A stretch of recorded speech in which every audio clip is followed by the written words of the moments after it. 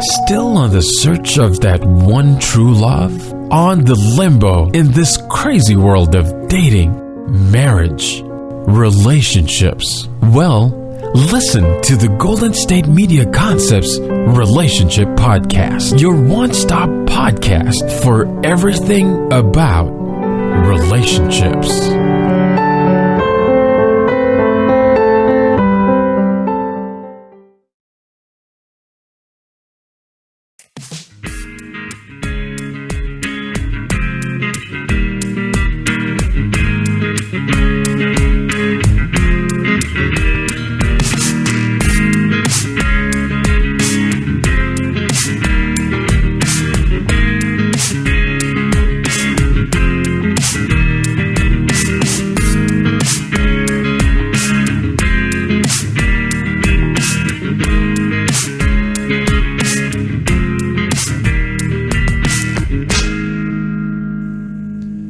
Hello and welcome to Golden State Media Concepts Relationships Podcast. I'm your host, John Johnson. I had a conversation with someone today about nutrition, and it just caused me to think about some of the things that have happened in my life and how nutrition has played a role in it. And the way this relates to relationships, because it affected my mood, my attitude. And if you are one of those who may be very affected by what you eat, and certainly there's a lot of conversation, a lot of studies that support that, then this might be a podcast for you. So here's the thing. There was a book that I read 2 or 3 years ago called The Omnivore's Dilemma, and it was written by Michael Pollan. And he talked about where food comes from. And there was another movie called Food, Inc., which sort of accompanied the discussion. And interestingly enough, it was in reading this book, there was a class that I was taking on cultural geography as part of a college course that I was doing. And the professor made this book required reading. Now, you know, most times you just grab the book, you go to the bookstore, you grab the book and say, okay, well, my job here is to read this book, do a book report, and be done with it because I just wanted to get through the class. Well, interestingly enough, you know, I didn't realize necessarily the connection until we got into the subject of the class and then got into talking about where food comes from. Now, my relationship to this is I've had sensitivity to certain foods, dairy products in particular. So when getting into the depth of the story about where beef comes from, basically how it's farm raised and what they're fed, corn instead of grass, cows being herbivores are naturally, they're grass eaters. And anyway, I'm not going to get into the politics of whether you eat beef or not eat beef because it just so happens to be if it's something that you can't consume, then you have trouble with it. So what do? In my own particular case, I couldn't eat it simply because I had a reaction to it. And this book kind of helped me unravel some of the mystery around why I might not be able to eat it. So that made it very interesting. Then and therefore, I began to look at various other food sensitivities that people have. Some people have a sensitivity to nuts. Some people have a sensitivity to certain kinds of fruit. And, you know, all in all, because of my experience with it, I began to understand how I also had it affect my mood. Now, I had, you know, as a young man, believe me, I ate everything. And I ate, steaks. I ate, fast food. I ate, junk food. I ate some of everything. And then as I got into my early 20s, I started to realize I was having, it was affecting me. You know, a lot of sugary things. I would get headaches and there could be lots of reasons for that. But in listening to what my body was telling me, I sort of, backed off of it and had to change my diet. But again, the conversation I want to have with you is about how it affects your mood. And because it affected my mood, it really affected my interactions with other people. Some people have straight out allergies. That is, the reaction they have is very severe. It happens. They get skin rashes, swellings, things like that happen. Mine were a step back from that, but just the same. It was, I sensed the headaches and the lethargy, and I wanted to sleep. So if you are involved with somebody who seems to have, let's say, mood swings or which consequently, you're having a discussion with someone and there's some irritability around that, or some other examples I'll talk about in a bit, then you might want to key into what is it that they could possibly be eating. Because if in fact there is a possibility of some sort of correlation that they may have some sort of allergy to it, then that's really good information to know. If you as an individual have relatives, mom, dad, brother, sister, or some sort of connection to it, then it certainly might be something to look at, because there is an aspect of this that if your parents have sensitivities to certain things, you may have that as well. So there's a lot of information out there on the internet. Health food stores tend to have a lot of good information on this, and I would ask you to visit that for your own sake. But again, this is part of the conversation that you might be having with a significant other. If you're noticing some things like irritability, and you might wonder, okay, did they eat? And if they did, what did they eat? And if so, how long ago? Because these could all give clues as to if they're being affected by it. And another aspect of it is not only what you eat, but your schedule. Some people have figured out that they don't necessarily eat something heavy in the morning because they tend to like to wait till early noon, or they may eat heavier meals at other times of the day. Some people eat throughout the day. Again, it really has to do with knowing your body, but taking into account if you're feeling a certain way that doesn't feel good to you, that doesn't feel right, then visit these kinds of things. Take this as an opportunity to consider maybe what you're eating is affecting you. And it's one of those things where if you were to talk to a health consultant, a professional or something, you'd want to write down everything that you're consuming. And this isn't about diet in terms of losing weight, so on and so forth. I mean, you may find that there's going to be some beneficial effects because you are starting to track this and the volume that you're tracking it. But the idea behind keeping track of it is, one, to see if you can begin to put together what difficulties you could be having, the mood swings. I mean, if today you had something that was, say, maybe sweet, and you have a sensitivity to sugar, you may not have known it. You may not have put two and two together, and this may help you find that. And certainly irritability around any sort of food product may mean that you have a hypersensitivity to it.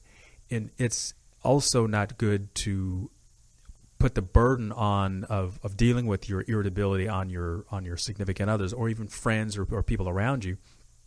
And once you discover that this is something that you can have some control over, it might mean that you would have to relinquish eating it. But if it's better for your health, then it's time to own up to that and say, I'm a better person because of it. It's easy to see what alcohol does to a person, or what some other drugs, how it alters your behavior. Alcohol, drops your inhibitions. It, can slow your reflexes, and ad infinitum. It does these kinds of things. Other kinds of food do the same, can have the same kinds of effect on you. And if you've never seen it that way before, because we see generally food as just being something that we can consume, and it's that. We kind of see alcohol because it's, you have to be 18 or 21 to buy it. And, cigarettes, there's an age limit. We tend to see those things, and because it's always paraded in front of us and it's advertised, the good and the bad. As we begin to look at food that we consume in the same way, then we can kind of figure out how it affects us. Now, Michael Pollan, in the book that he had written, invited us as readers to think about it in this aspect. Think about what you're eating and what you're consuming, so that when you realize the effects that it's having on you, and sometimes it could be a long-term thought that you have to consider. When you think about those effects, then you can probably begin to see how you're much healthier, and it might help make it easier for you to make the choice.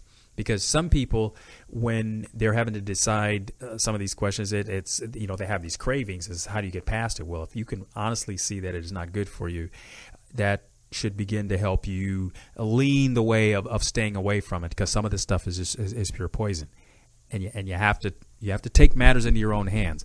Somebody's not going to necessarily walk up to you and tell you this is not healthy for you. You have to make the choice.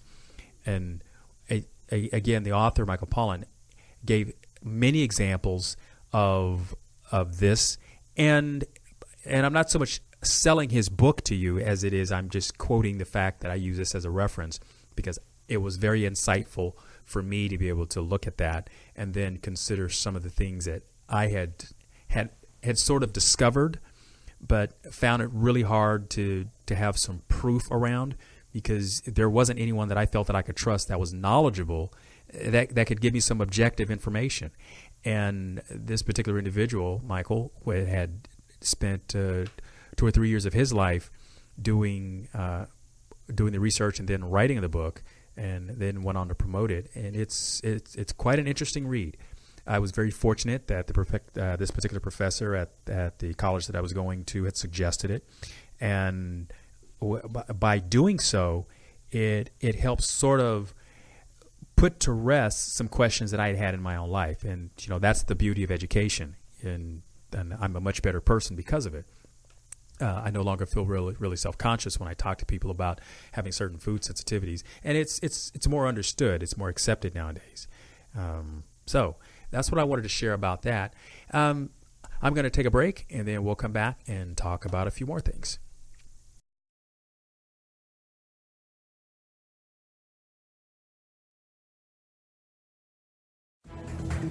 Want to find out what movies to go see? Then check out the GSMC Movie Podcast. It's your ticket to the latest movies, whether it's a new blockbuster event, romantic, comedy, or action flick. This show has got it all covered. They talk some what to go see now, don't bother, what's hot on Netflix, and everything in between. That's gsmcpodcast.com/movie-podcast. When it's all about the movies, it has to be this new show. Don't forget to like them on Facebook and follow them on Twitter. Visit gsmcpodcast.com for more info.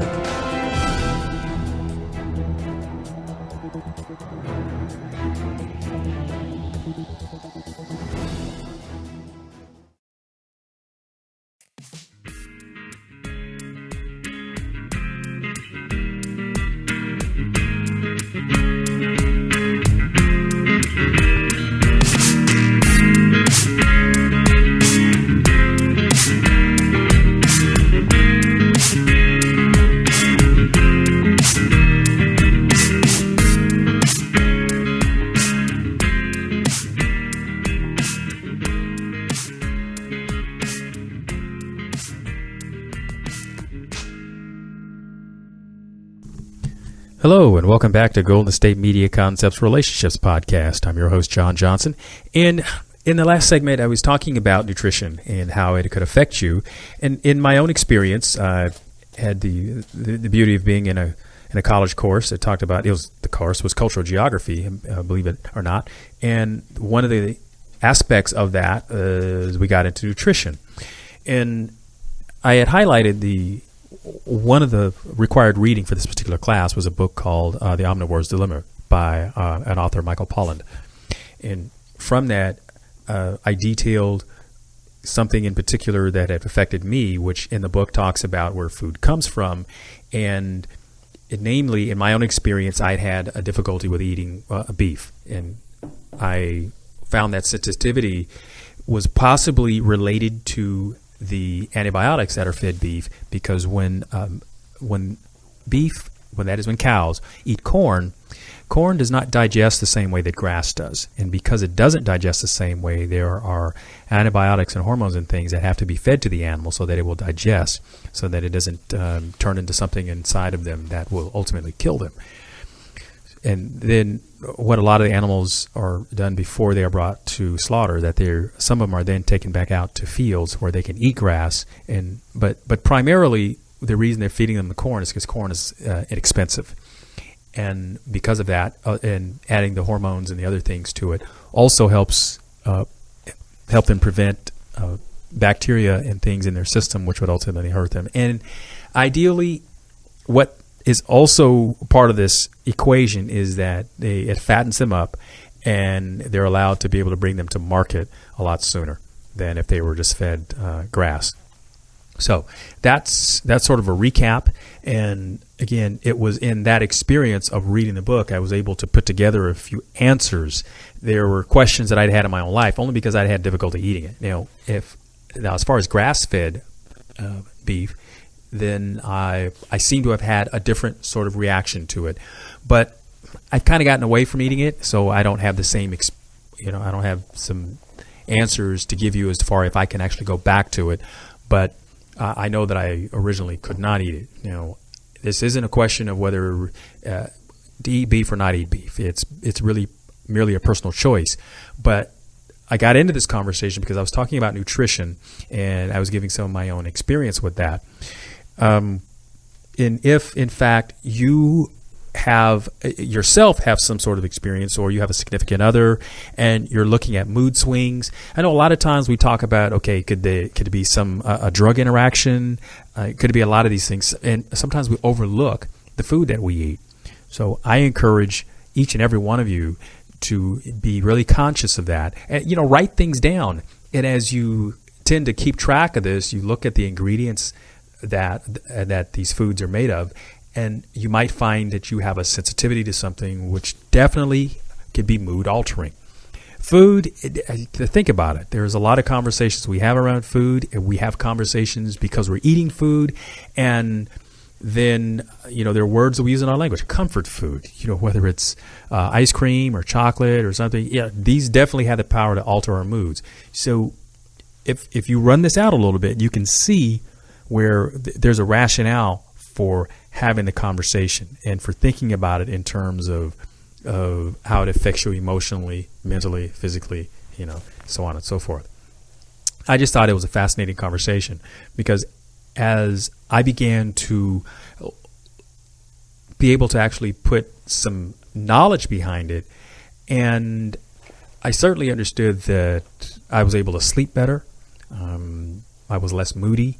And in the case of my reaction to sugar, which was pretty pronounced, because I would find myself really lethargic and I could sleep for hours, and it just seemed like I was overcome. And this was shortly after I'd had something fairly sugary.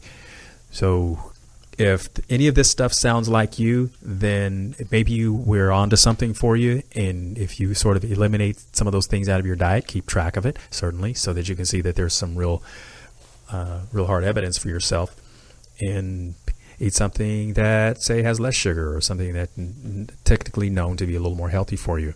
And it may affect your waistline. Hopefully, if you're in the interest of changing that, to losing weight, if that's what you see as part of your future, it'll probably go a long ways to doing it. Next up, I'm going to talk about sex. And one of the interesting things about sex, and we have it as human beings, it's something that's pretty natural to us, and we may not discuss that just openly amongst groups of people, but this is a podcast, so hopefully it'll generate some conversation between you and your significant other. But here is the rub. When sex is good, when you're having the frequency that you want, there's generally no complaint. The problem happens is when you have mismatched desires. Now, therapists talk about this all the time, and the questions come up is what can make it better for the two of you? I know conversation, we have different approaches to sex. Women look at sex a little differently than men. And for the men that are listening to this, I'm sure you've heard this before, but if you haven't, it's important. It's worth repeating for those of you that have already heard it. And for those that haven't, again, it's worth repeating. And here's the point. When you're connecting with your woman, understand that for her, sex is more about the emotion. Is more about taking care of the things that make her feel loved, feel appreciated, and feel wanted. And by that, it can be, from the aspect of a man, it can be very time consuming. And for individuals who do things very quickly, very on the spot, and want things to happen right now, it could be a very frustrating experience to be that. And I'm generally speaking, and I'm not saying that all guys do this, but it's just for the conversation to get this going, that guys, if you're taking your approach to being sexual with your woman as something that you can just start and stop the way you would turn on a gas stove, it generally doesn't happen that way. And it's something that you have to build into. And again, you could have spontaneous sex, but what happens is does the relationship, does she feel like you care about her, that you're really into her, that you want her? Because if that's the case, yeah, spontaneous sex, it's very easy to have it happen because, again, it seems like it's all part of the relationship. But if she's feeling used or not appreciated, then what you're going to find is you're going to run into a lot of resistance on that because it's going to seem pretty self-serving.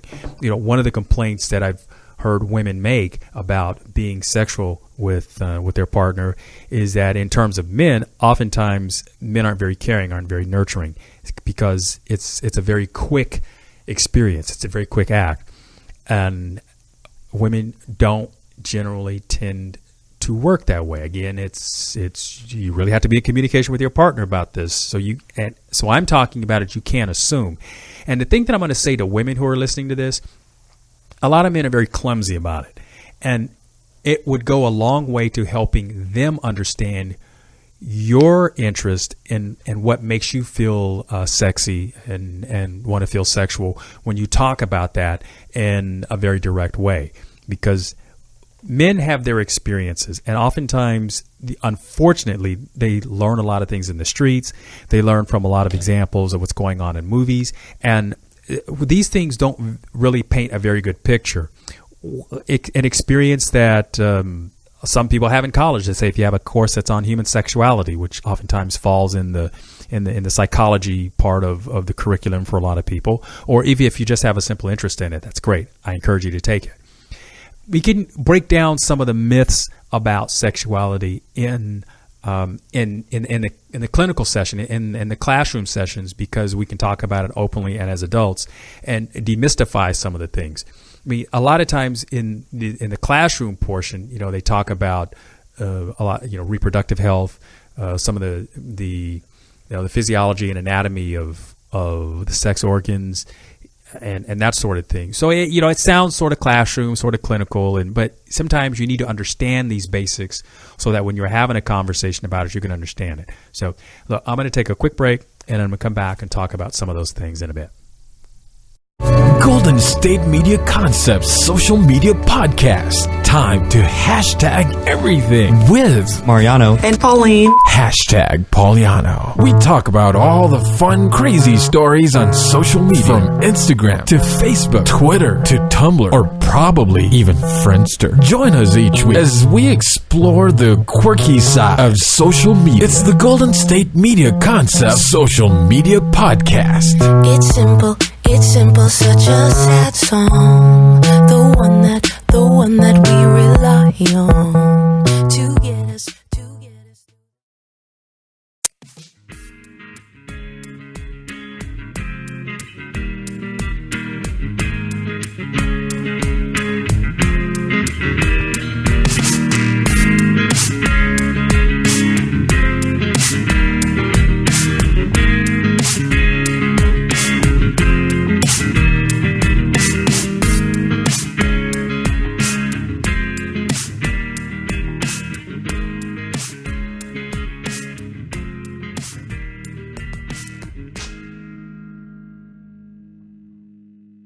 Hello and welcome back to Golden State Media Concepts Relationships Podcast. And what I've been talking about is sexuality.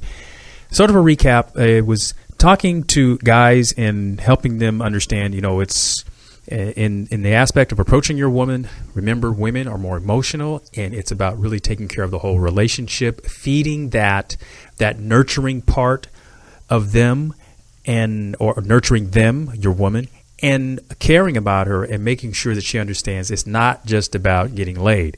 And for women, and I'm going to direct this part to the women listeners, what's really important is to understand that a lot of times guys put on a front. They want to make it seem like they know what they're doing. And that's just the way guys are. It's I don't want you to take the attitude that because a guy can't admit his vulnerability, because it's not that. Sometimes they don't even realize that they don't know enough. And if you have a particular interest in sex or a particular way you want it done, sometimes you just have to speak your piece. Say it. Get it out there. Get the conversation going. And hey, sex is vulnerability, and it's about being tenderness and it's all good stuff. So there is an opportunity to do this, and I suggest when these conversations happen, you do them outside the bedroom, because here's what happens when you do it in the middle of having sex. A lot of times, it can become it can be a little humiliating, a little embarrassing. Because one of the things that guys have, and this is why a lot of times they don't ask questions, is guys constantly have performance anxiety. I mean, yeah, you have the jock who thinks he knows it all, and I'm not talking about that guy in particular. You know, oftentimes maybe, you know, women are impressed with guys because they got big muscles and you know, the physicality of that, because it's sexy looking, but you know, that doesn't necessarily equate to good sexual knowledge. I think that's when you have conversations with your partner or potential partner and find out what they know and don't know. And it's in that part of the relationship where you really begin to discuss the nuts and bolts. And then you can have fun with it. You can experiment with it, whether it's toys, whether it's bondage, whether it's you know, going to you know, passion parties or whatever the conversation or however it takes, you know, it takes its turn for you. It's, I think, great that you can have that with your partner. And then also in the thing about sexuality, you discuss whether it's an open relationship, whether it's monogamous, you know, birth control, protected sex, unprotected sex, you know, how those things are very much a part of the conversation. So get it talked about, get it out there in the open, and then move forward. So again, back to the women, you know, guys have this approach to things that sometimes they can figure it out. And guys are good for that. That's what men do. They take things apart, they figure it out. The thing about sex is oftentimes they don't figure it out. And they tend to know what they like, and that's what they go for. And when you find your part or that your needs are not being taken care of by your partner, give the guy a chance. Give him an opportunity to hear you out, to understand what it is you need, and give him a chance to get the learning on. Because here's what happens. There's going to be a little bit of that shock and embarrassment that they didn't get it right, because guys definitely are performers, and understand that they want to please you. Give him that he wants to please you, and he will do his best for you, because men really are committed to pleasing their woman. As much as it gets said that they just have one thought on their mind, it's not. I think this also works towards that part of the man who wants approval, and his woman can give it to him better than anyone else can.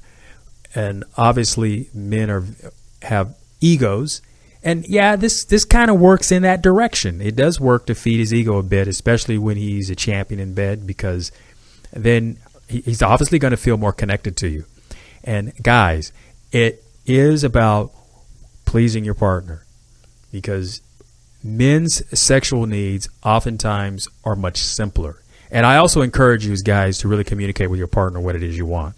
And remember, as long as you're having that conversation, I think things are going to go a lot smoother, because it's the unspoken stuff is what causes the frustration, because we can't always assume somebody knows something.